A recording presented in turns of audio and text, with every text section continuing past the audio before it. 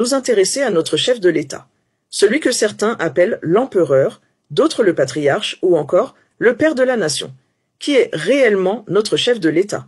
C'est ce que nous allons tenter de découvrir. Alors installez-vous confortablement, c'est parti.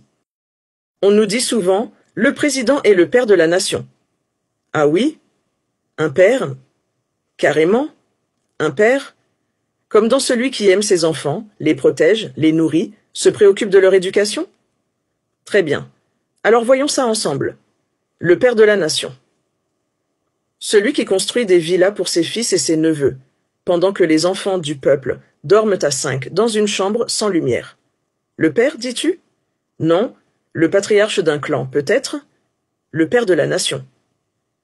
Mais les étudiants attendent leur bourse pendant 7 mois. On leur dit que l'État n'a pas d'argent. Mais bizarrement, il y a toujours de l'argent pour acheter des voitures blindées et financer les vacances à Marbella de la nièce du ministre, le père de la nation. Pendant que les retraités, ceux qui ont donné toute leur vie pour le pays, doivent mendier leur pension au trésor public. Mais ce même trésor trouve toujours des milliards pour construire une nouvelle fondation au nom de Madame, le père de la nation. Et les hôpitaux? Ah oui, ce sont des salles d'attente vers la mort. Pas de médicaments, pas de médecins, mais quand le président a un rhume, direction Paris, avion présidentiel, médecin personnel, hôtel 5 étoiles, champagne pour tout le monde, le père de la nation. Pendant que les routes s'effondrent, que les écoles n'ont pas de murs, il déclare qu'il fait de son mieux pour le développement. Ah bon? Il a dû confondre développement du pays avec gonflement de son compte à Dubaï. Le père de la nation. Et ses enfants? Les vrais, hein? Ceux de son sang? Ils vivent bien. Très bien même. Ils roulent en Lamborghini à Brazzaville, pendant que les enfants du peuple marchent 5 kilomètres pour aller à l'école. Et pendant ce temps, les jeunes diplômés vendent des beignets au marché. Tu fais 5 ans d'université, tu finis par supplier pour être vigile. Mais les neveux du président? Ah, eux, ils sont directeurs de cabinet à 28 ans. Compétences. Être né dans la bonne famille. Et que dire des fonctionnaires fantômes? Des gens qu'on ne voit jamais au bureau, mais qui touchent dans des salaires de généraux, parce qu'ils ont le bon nom de famille, le bon lien de sang, pendant que d'autres travaillent dur pour 50 000 francs CFA par mois, sans assurance, sans respect. On parle de méritocratie? Chez nous, le mérite, c'est le lien du sang, la soumission et la flatterie bien huilée. Tu veux avancer? Apprends à dire « Excellence, Monsieur le Président » à chaque phrase. Sinon, tu es invisible. Ou pire, dangereux. Et pendant qu'ils paradent en costard, on exporte nos jeunes. Le Congo exporte ses enfants, comme on exporte du bois ou du pétrole. Les cerveaux fuient, les talents s'exilent, et ici, il reste ceux qu'on appelle à voter, mais jamais à décider. Le père de la nation, hein? Mais ce père-là ne reconnaît que les enfants dociles.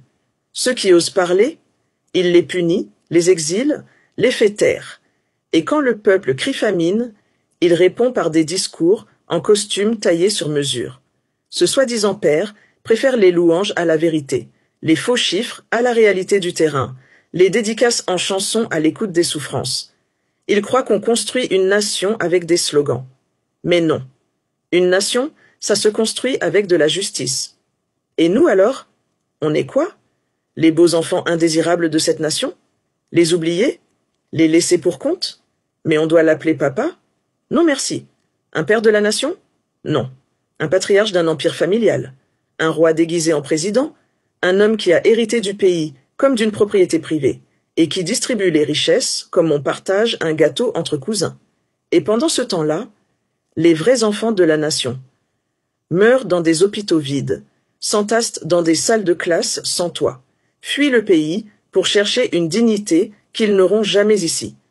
Mais heureusement, il y a encore ceux qui refusent d'appeler ça normal, ceux qui osent parler, dénoncer, crier, ceux qui disent haut et fort « ce monsieur n'est pas notre père, il est le parrain d'un système, et nous, nous voulons autre chose, un vrai père, une vraie nation ». Certains persistent à le voir comme le père de la nation, le patriarche, vous dites? Très bien. Alors comparons un peu notre soi-disant père avec les pères des autres. Tu connais Julius Nyerere, le père de la Tanzanie indépendante. Il a quitté le pouvoir volontairement, vivait simplement, refusait les salaires extravagants. Il disait « Un leader ne peut pas s'enrichir pendant que son peuple souffre. Et toi, tu préfères multiplier les palais pendant que ton peuple s'entasse dans des taudis. Et Thomas Sankara, le père du Burkina Faso révolutionnaire. Il roulait à vélo, refusait les privilèges et a lancé une réforme agraire pour nourrir son peuple. Et toi, tu roules en cortège de 30 véhicules pour aller couper un ruban rouge, pendant que les enfants creusent la terre pour trouver à manger. Tu veux du développement? Regarde Lee Kuan Yew, père de Singapour. En 30 ans, il a transformé un petit port boueux en géant économique. Et toi? En 30 ans, tu as transformé un pays riche en ressources, en catastrophe permanente. Et Nelson Mandela? Il a passé 27 ans en prison et est sorti sans haine pour réconcilier son pays. Toi, tu es resté 30 ans au pouvoir et tu n'as réconcilié que ton clan avec le pouvoir d'État. Alors tu veux qu'on t'appelle patriarche, père de la nation? Très bien, mais il faut préciser, père d'une nation fatiguée, père d'une économie pillée, père d'un peuple abandonné. Pas un père qui élève, mais un père qui exploite. Pas un père qui guide, mais un père qui s'enrichit. Un père qui a confondu la République avec une affaire de famille. Pendant que Mandela pardonnait, toi tu élimines les voix gênantes. Pendant que Nyerere vivait modestement, toi tu exhibes ta montre suisse. Pendant que Sankara lançait des campagnes d'alphabétisation, toi tu laisses les enfants étudier sans toi, sans cahier, sans avenir. Si tu étais un vrai père, tu serais inspiré par ces hommes. Mais tu n'es inspiré que par la conservation du pouvoir. Pas pour servir, mais pour te servir. Alors non, tu n'es pas un père de la nation. Tu es peut-être le père de quelques héritiers bien placés. Mais pour nous, peuple du Congo, tu n'es qu'un oncle éloigné qu'on voit une fois tous les 5 ans pour mendier notre vote. Continuons à regarder un peu ce qu'ont fait les autres pères de la nation, et comparons ça avec notre grand chef, Patrice Lumumba, au Congo-Kinshasa. Il a donné sa vie pour la dignité de l'Afrique. Il a refusé de courber l'échine devant les colons, même au prix de sa vie. Et toi? Tu courbes l'échine devant les multinationales, pendant que tes propres enfants mangent à la cantine de l'ambassade de Chine. Kwame Nkrumah, père du Ghana indépendant. Il rêvait d'une Afrique unie, forte, éduquée. Il a lancé des projets d'industrialisation, de scolarisation massive, de souveraineté économique. Et toi? Tu rêves d'un 7e mandat. Tu unis surtout les membres de ta famille autour du pétrole. Ahmed Ben Bella, en Algérie, il a mené une guerre contre le colonisateur. Il a vécu simple, refusé les privilèges. Toi, tu fais la guerre au peuple quand il manifeste pour du pain, de l'eau ou un hôpital. Modibo Keïta, au Mali. Il a nationalisé les richesses du pays, investi dans l'éducation, construit une administration solide. Toi, tu préfères privatiser les ressources pour ta clique et construire des universités sans professeurs ni bibliothèque. Seretse Khama, au Botswana. Il a refusé la corruption, investi dans les mines pour le peuple, et aujourd'hui, son pays est un des plus stables d'Afrique. Toi, tu préfères investir dans ta famille et dans la Suisse. Et quand tu entends fonds publics, tu entends fonds privés.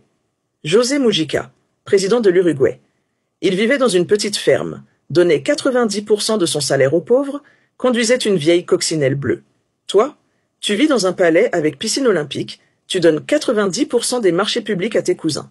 Mahathir Mohamad, en Malaisie. Il a transformé un pays agricole en tigre asiatique, en investissant dans l'industrie, l'éducation, la santé. Et toi? Tu transformes une nation riche en pétrole en cirque à ciel ouvert, où on jongle entre coupures d'eau, de courant et d'espoir. Ellen Johnson Sirleaf, au Libéria. Première femme élue présidente en Afrique, elle a relancé l'économie d'un pays ravagé par la guerre. Toi, tu as ravagé un pays qui n'avait même pas connu de guerre. À ce niveau-là, c'est un talent rare. Et que dire de Paul Kagame? Même si controversé, il a fait de Kigali une des villes les plus propres, les plus sûres d'Afrique. Toi, tu n'arrives même pas à nettoyer les caniveaux de Brazzaville. Les moustiques ont leur propre parlement là-bas. Même John Magufuli, en Tanzanie, surnommé le bulldozer, a coupé les dépenses inutiles, viré les corrompus et bossé jusqu'à minuit pour le peuple. Toi, tu bosses dur pour trouver des combines. Tes journées commencent à midi, avec un cocktail. Bref, les vrais pères de la nation ouvrent des écoles, pas des comptes offshore.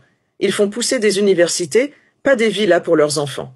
Ils plantent la justice, pas la peur. Ils laissent des routes, pas des dettes.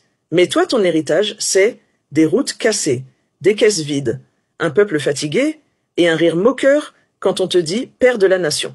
En fait, t'es comme un père qui mange le plat de ses enfants et qui leur donne la cuillère vide. Et quand ils pleurent, tu leur dis « soyez patients, papa travaille pour vous ».